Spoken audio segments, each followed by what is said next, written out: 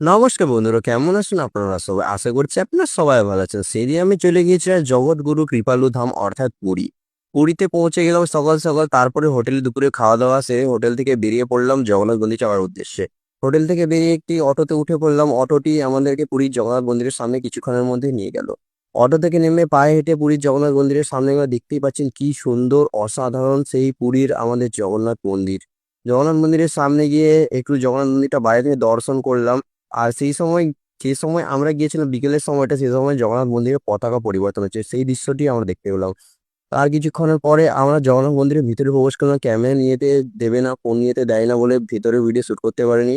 তারপরে বাইরে বেরিয়ে এসে এই যে কিছু আমরা রিল শুট করলাম, ফটো শুট করলাম। তারপরে কিছুক্ষণের মধ্যে আমরা বেরিয়ে পড়লাম হোটেলে যাওয়ার উদ্দেশ্যে টোটোতে। কিন্তু এত পরিমাণে মুষলধারে বৃষ্টি হলো যে আমরা সকলে ভিজে গেলাম। আর এই বৃষ্টিতে ভিজতে ভিজতে আমরা হোটেলে এসে আর দেরি না করে তৎক্ষণাৎ বেরিয়ে পড়লাম বাজার করার উদ্দেশ্যে। আমরা রাতের খাবার নিজেরা রান্না করবো বলে বাজারে চলে গেলাম। বাজারে গিয়েছিলাম আমি, বাবলুদা, জেঠু।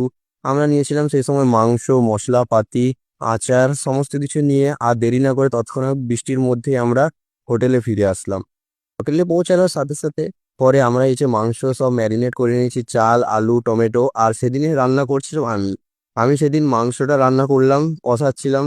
আর মাংস যেটা দেখতেই পাচ্ছেন কি সুন্দর টকবক করে ফুটছে। মাংসটা হতে না হতে প্রথমে জেঠিমাকে খেতে দিয়ে দিলাম। জেঠিমা ওষুধ খাবে এই জন্য তাড়াতাড়ি দিয়ে দিলাম। জেঠিমা বললো মাংসটা টেস্ট নাকি অসাধারণ হয়েছে।